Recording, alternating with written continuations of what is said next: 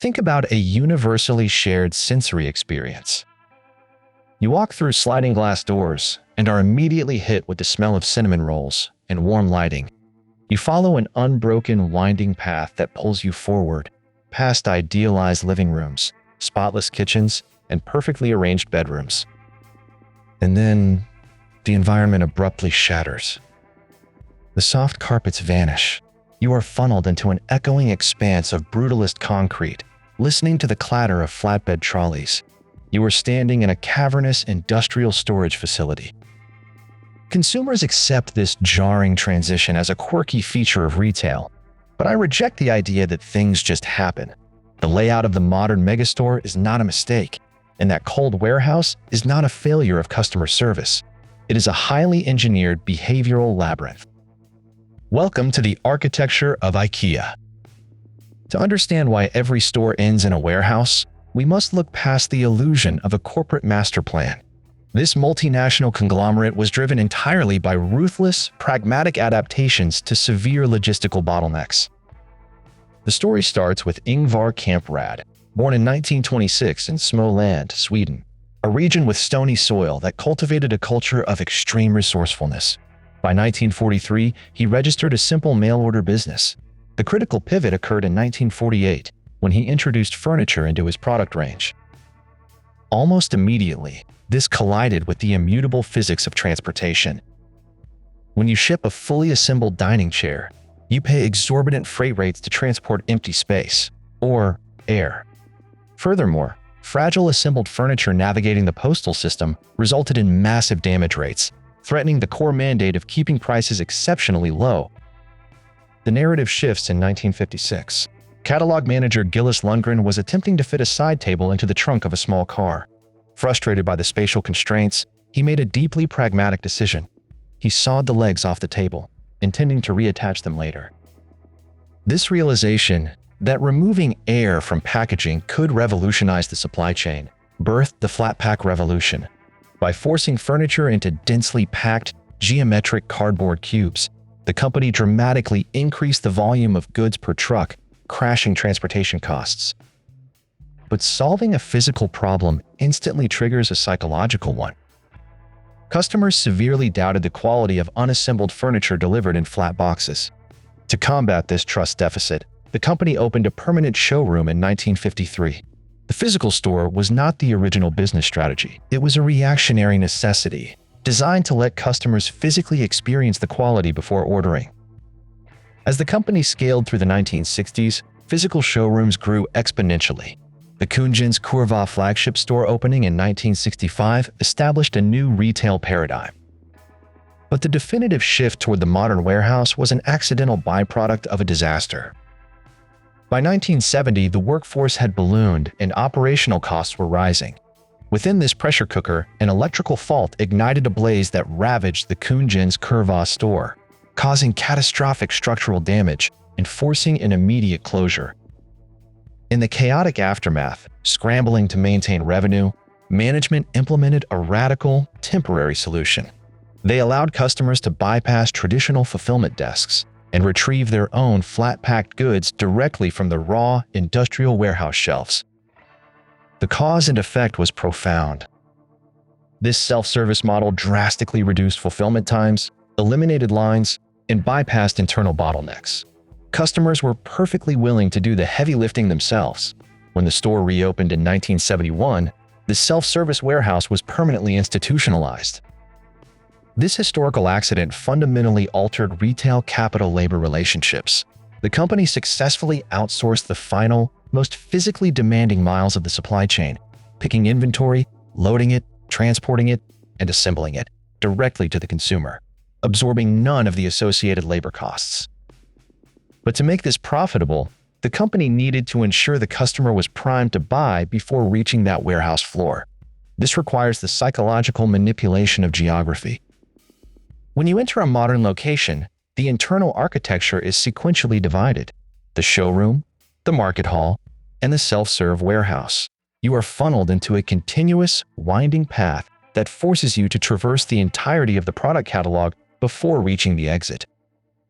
This layout relies on a retail psychology concept known as the Gruen effect. It posits that when consumers are placed in a deliberately bewildering environment, they lose track of their original intentions, leading to cognitive susceptibility and a massive increase in impulse purchasing. Think of casino design. Disorient the senses and let the environment dictate behavior. The confusing layout intentionally strips away your spatial autonomy.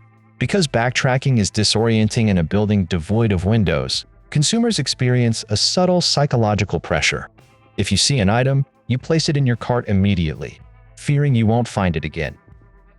Research indicates this labyrinthine design successfully captures consumers, extending the average visit time to an astonishing 4.5 hours. This induced geographic anxiety drives a staggering metric. An estimated 60% of all purchases made within the store are impulse buys. You are exhausted by the maze, softened by decision fatigue, and perfectly positioned for the final stage of the machine. When you finally descend from the market hall and hear the clatter of flatbed trolleys, the psychological manipulation gives way to the brutal, elegant mathematics of global supply chain logistics. The warehouse space relies on the cost-per-touch inventory tactic. Think about a standard grocery store. A worker is paid to unload a pallet, another to carry goods to an aisle, and a third to place them on shelves. In logistics, every instance an employee physically handles a product incurs a labor cost passed directly to the consumer. By merging the warehouse and retail space, the company eliminates these final, expensive stages. The vast racks of flat-packed boxes are the primary point of sale. At night, automated systems drop down heavy inventory. During business hours, you perform the manual labor. This dual-purpose warehouse also stabilizes the supply chain by mitigating the notoriously destructive bullwhip effect. Imagine a highway traffic jam. One driver taps their brakes, the next brakes harder, and a mile back, traffic halts entirely. That is the bullwhip effect. Small fluctuations in consumer demand cause massive, distorted variations in orders placed upstream to manufacturers, leading to devastating stockouts. Holding massive inventory directly on the retail floor allows the warehouse to act as a shock absorber against this volatility, smoothing out erratic demand curves and ensuring stock availability at the lowest holding cost. But the true genius of the system, the ultimate narrative climax, occurs entirely inside the human brain. It would be natural to assume consumers would resent navigating a labyrinth, lifting heavy boxes, and listening to the screech of a hex key for 3 hours. But they don't. The physical labor extracted does not generate resentment. Paradoxically, it generates fierce devotion. This phenomenon is codified as the IKEA effect. Coined in 2011 by behavioral economists from Harvard, Yale, and Duke, it is a cognitive bias where consumers place a disproportionately high value on products they assemble themselves. In pivotal studies, researchers discovered subjects were willing to pay 63% more for furniture they assembled compared to equivalent pre-assembled items. To understand why, we look at effort justification, a theory observed by social psychologist Leon Festinger in 1957. When a human expends significant time and frustration on a task, they experience acute cognitive dissonance. The brain struggles to reconcile the intense effort expended with the reality of the outcome, a low-cost, mass-produced particle board bookshelf. To resolve this discomfort and avoid feeling foolish, the consumer makes an unconscious mental adjustment, artificially inflating the perceived value. The subconscious narrative becomes, "I worked incredibly hard on this, therefore it must be highly valuable." This is the profound realization that answers our initial question. The physical struggle required to navigate the warehouse, locate the flat pack, and perform the assembly is not an unfortunate byproduct of a cheap business model. It is the very mechanism that ensures customer loyalty and brand affection. The company isn't just saving money by making you do the work, they are making you love the product because you did the work. The labor is the feature, not the bug. Generating tens of billions in annual revenue globally, they achieved this staggering scale not through a singular master plan, but through the flawless synthesis of historical accidents and real-world variables. They solved the physics of shipping empty air. They adapted to a devastating fire by outsourcing their labor force. They weaponized the spatial psychology of the Gruen effect to maximize impulse buying. And finally, they built an economic warehouse that triggers the deepest mechanisms of cognitive dissonance. Every single store ends in a warehouse because it is the exact point where the company's quest for extreme operational efficiency perfectly aligns with the deepest quirks of human behavioral psychology.